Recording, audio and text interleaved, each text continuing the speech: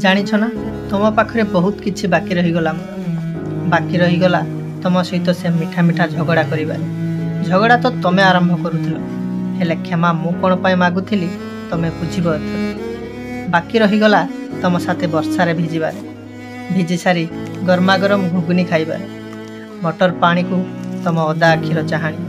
ହାଏ କ'ଣ କହିବି, ସେଦିନ ତମ ଫାଉଣ୍ଡେସନ୍ କିଣି ସାରିଲା ପରେ ପକେଟରେ ଆଠଣେଟିଏ ନଥିଲା ମୋର, ତଥାପି ତମେ 2 ପ୍ଲେଟ୍ ଘୁଗୁନି ଠୁସିଦେଲ। ଆଜି ବି ସେ ଟଙ୍କା ବାକି ପଡ଼ିଛି ମୋର ଏ ନିଃସ୍ୱାର୍ଥପର ଭଲ ପାଇବାରେ ଏତେ ବଡ଼ ପ୍ରତାରଣା ଦେଲ। ହିସାବ କରିବାରେ ବାକି ରହିଗଲା ମୋର।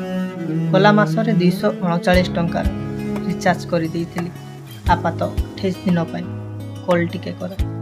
କ'ଣ ଭୁଲ ଥିଲା ମୋର ତମ ମଥାରେ ଟପାଏ ସିନ୍ଦୁର ଦେବା ପାଇଁ? ହେ ଭଗବାନ, ମୋ ସୁଧ ସହ ମୂଳଧନ ବୁଡ଼ିଗଲା ମୋର।